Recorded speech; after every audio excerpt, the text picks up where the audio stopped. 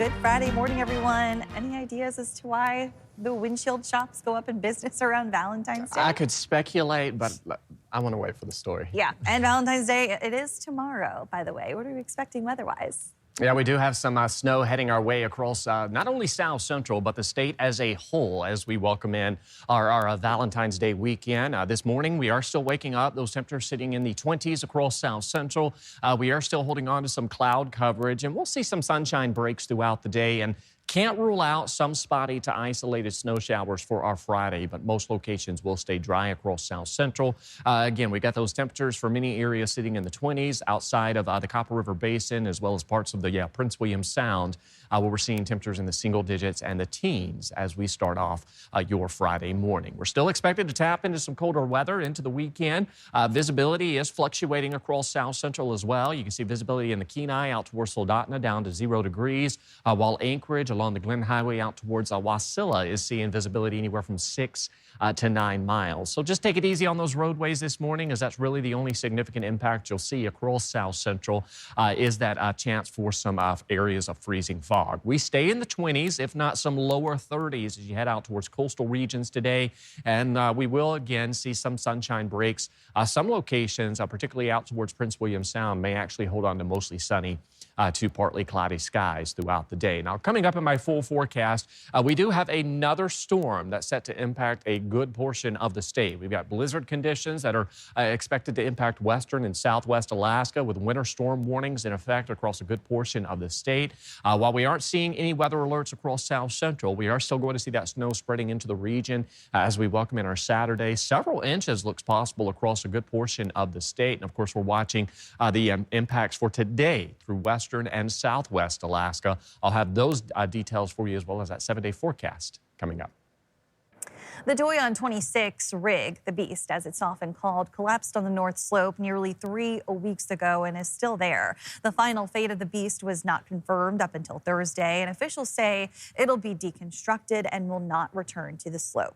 To date, spill response crews have recovered an estimated 1,132 gallons of spilled fluids that will be disposed of. That includes mostly diesel and hydraulic fluid. Officials say there's still no risk to the nearby community of New Ixit, the air quality, drinking water, or wildlife. In the past, officials said that the recent frigid weather caused much of the contaminants to freeze, helping with cleanup, though bad weather has caused some delay. A 3-phase plan was laid out at the start. Right now, officials say they're in the second phase of cleaning and removing the rig. To assess what may have been underneath the rig, inadvertently released during its removal, and whatever other impacts have not been identified at this time. Once the rig is moved, then we'll go in and make sure those are addressed then. Once the Beast has been fully deconstructed, it'll be transported to a recycling facility, officials say. The husband of a passenger killed on Bering Air Flight 445 says even in the midst of grief, he would never sue the company because of the lifeline it provides to rural Northwest Alaska. This comes as new details shed light on what happened the day the plane crashed, killing 10 people, including the pilot, on February 6th, 2025.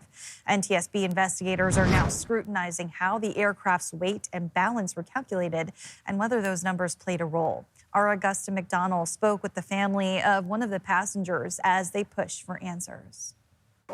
She's the love of my life. Jason and Leanne Ryan were married for almost 30 years. Our families went to the same church. And then the only time I've been out of Alaska is I served in the Marine Corps. And I came back and I was sitting in church and I was like, Mom, who's that? Dang, she growed up. Her legacy continues in the lives of her children, her students, and the young teachers she mentored throughout rural Alaska. Her visit to Unalakleet, she liked doing STEM projects with the kids when she could. So she made slime. And that was her last Facebook post, was making slime. Jason Ryan says he won't be joining in civil action against Bering Air, as several families now seek damages for wrongful death after the flight was reported overweight the day it crashed. The fiancé of Flight 445 pilot Chad Antle was interviewed by NTSB investigators last spring. In a transcript released on Wednesday, she told them, quote, He has had issues with them in the past where he had complained about his flights being overweight and basically his concerns were disregarded. She said Antle had made similar complaints to her for the year she knew him. Bering Air attorneys have previously told us they're fully participating in the NTSB investigation. In documents released Wednesday, investigators also report discrepancies in the weight of fuel reported to be on board multiple Bering Air flights the week before the crash. I asked aviation expert Colleen Mondor how a pilot could misreport the amount of fuel on board an aircraft. Essentially, the pilot is deciding that they don't want to write down as much weight as they have because they don't want the record to reflect how heavy the aircraft was. That would be a general reason why a pilot would do that intentionally. Again, we cannot know the intentions of the pilot involved, however. Jason Ryan and the other 9 families now finding paths forward without their loved ones. She's the love of my life and the only woman I've ever been with. And I will not dishonor her by hurting those communities in any way. Period. Augusta McDonald, Alaska's news source. Other than confirming they are cooperating with investigators, attorneys for Bering Air have not commented on the case. The NTSB investigation into the probable cause of the crash is still underway, with a final report expected later this summer. The question before us is how many more people need to die before we act?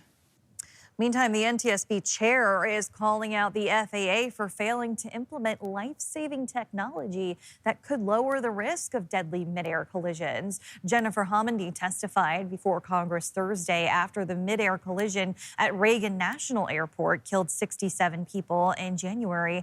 One recommendation is for ADSB, or Automatic Dependent Surveillance Broadcast Systems, to be required in aircraft. It's technology that would allow pilots to see other aircraft around them, like radar.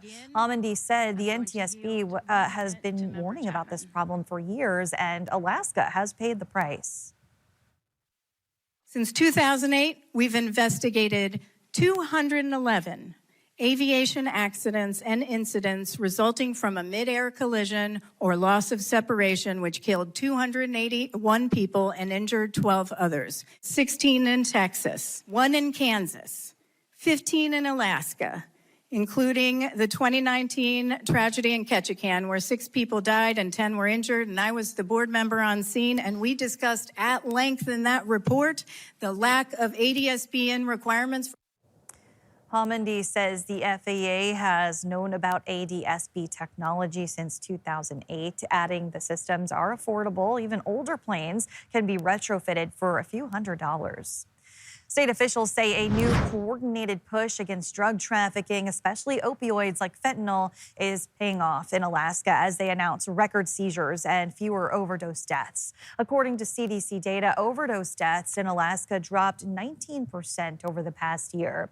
The Office of National Drug Control Policy Director, Sarah Carter, says a recent surge operation seized 115 pounds of methamphetamine and cocaine and resulted in approximately 60 arrests related to trafficking. But Alaska faces a unique challenge. Carter says traffickers exploit the state's geography, using mail, air cargo, and boats to smuggle drugs into remote villages hours away from medical help. In the lower 48, the mail is a convenience. In Alaska, it is a lifeline. That makes the cartel's exploitation of the postal system here particularly heinous. We believe that through all this integration with the feds, with the municipality, with the state of Alaska, we're going to be able to make a huge dent in drug interdiction and the sale of drugs here in Alaska. State and federal partnerships are expected to expand through the rest of the year with increased federal funding. For 3 years, Fairbanks' so-called spaceship has sat empty, its future uncertain. Once a Title I school, Joy Elementary closed in 2022 as the district worked to close a budget gap. But the savings for the school district became a new cost for the borough. Taxpayers are now covering thousands of dollars each month just to heat and maintain the vacant building. The mayor says hundreds of residents have responded to a survey, with most supporting a return to educational or public use. My hopes and dreams is that we can figure out what we want to do and get a proposal out to the community by the end of this fiscal year, so that starting July 1, we either have a divestment in hand or a process in place that's moving forward quickly. Other repurposing options range from childcare to veterans housing, but high renovation costs remain a hurdle. The public survey closes at the end of February. Just ahead on the Morning Edition, just because the sun goes down on Arctic Valley doesn't mean the fun is over, because that's when the lights come on and the fun really starts. We'll take a slide down the hill ourselves, coming up next. Here we are watching more snow building back in across the state into our Valentine's Day with blizzard conditions through southwest Alaska. I'll have more on that, but first at sunrise, 8:46 in Anchorage, 7:34 in Juneau. Your full forecast is next. Welcome back on this Friday morning. It's been a bit of a snowy week, but we're not quite done with that snow, Aaron. You say it's not going to be too bad. Yeah, for South Central, we're only expected to pick up a couple of inches of snow accumulation, particularly for Anchorage, about 1 to 4 inches. Into the valley, we could see some higher amounts. But snow is moving in for our weekend. We do have blizzard conditions through southwest Alaska, and we'll begin to see the initial impacts arriving through the morning hours, and then that will steadily build eastward through the rest of the state into the weekend. We've also got some of that heavy snowfall that's going to build into the interior. Now, there's our area of low pressure that's been with us for several days now, still leading to some gusty conditions along the slope, which is leading to wind chills dropping as low as 65 below. While the extreme cold warning is no longer with us, we still have cold weather advisories in effect through the weekend. So heading out towards the Aleutians as well as the Bering Sea, we've got this area of low pressure out towards the Kamchatka Peninsula and a ridge of high pressure as you head through northern parts of the Pacific Ocean. Embedded within that is that flow coming in from the south, and that is pumping in some warmer conditions for the Aleutians, but that's also leading to plenty of moisture that's advecting into the state. And you can see many areas of western and southwest Alaska, blizzard conditions, winter storm warnings, winter weather advisories all up and down the west coast, including the Alaska Peninsula. And then we've got a winter storm watch that's in effect for parts of the interior. So a lot of impacts to be expected as we welcome in the weekend. You can see winds are already picking up, ADAC up to 55 miles per hour. Even along the slope, we're seeing winds of about 30 to 45 miles per hour. So as that low continues to build into southwest Alaska, we are going to see winds steadily increasing, which will lead to some blizzard conditions. Now, this morning, we're not seeing visibility much of a concern as you head out towards Bethel, but this will decrease throughout the day. You can see temperatures coming in at 8 below to start off the morning. As that push of warmer air and snow arrives, you will see those temperatures climbing back above zero, but you can see that snow and rain pushing through the Aleutians as well as through the Bering Sea. By mid-morning, early afternoon, it builds into southwest Alaska. Be prepared for some gusty conditions, blizzard and whiteout conditions possible with some lowering visibility. And then that spreads eastward across the state, spreading widespread snow through a good portion of Alaska. Even as you head along the Brooks Range and out towards the slope, we could see an inch or so of snowfall accumulation. But we'll be watching for that snow to arrive as we welcome in our Valentine's Day. And then you can see just some lingering snow showers as we welcome in our Sunday. We'll call it isolated to scattered activity building through the western interior, the interior, and parts of South Central as we welcome in Sunday. And then things kind of quiet down as we welcome in next week. But when it comes to that snowfall potential through the rest of today on into the weekend, be prepared for that increasing heavier activity. Now, for today, we'll see about 1 to 2 inches of snowfall accumulation into the evening hours. That heavier band of snow arrives overnight on into our Saturday. And again, be prepared for several inches of snow accumulation through the western interior, areas out west, even through the interior, while a couple to several inches looks possible through South Central. We'll detail that for you coming up in the next forecast. But for the Bethel, you can see daily highs stay in the 20s and the 30s. That snow does look likely. We'll go from -8, where we're currently sitting at today, to 26 degrees into the evening, with a chance we could even see some localized areas of freezing rain. When the sun goes down, the fun lights up. There's snow, speed, and a whole lot of screaming as Georgina Fernandez hit the hill at Arctic Valley for a full-on tubing party. Well, if there's light on the mountain, you have to come out and have some fun, and that's exactly what we can do here at Arctic Valley. When it gets dark out there, tubing area gets lit up, so still plenty of time to have fun here after the sun goes down. And it's really fun here on the weekend days. They have 4 sessions, and we're getting ready to check out one of their tubing hills that does like a rainbow effect. It's fun. You go to a group of friends, you just put all your tubes together. And try not to slip down too early. We've learned that is the key. And, and we just push ourselves down. And like I said, there's 4 days. It's open on Thursday, Friday. They have 4 sessions. And on the weekend, they have 5 sessions going on. And they sell out pretty quickly. They sell out pretty quickly, so be sure to book in advance either online, because sometimes you'll come here and they might just be sold out. And this weekend, because it is a holiday, on Monday they are open and having 5 sessions. They say you need no skill sets to come out here and have a good time.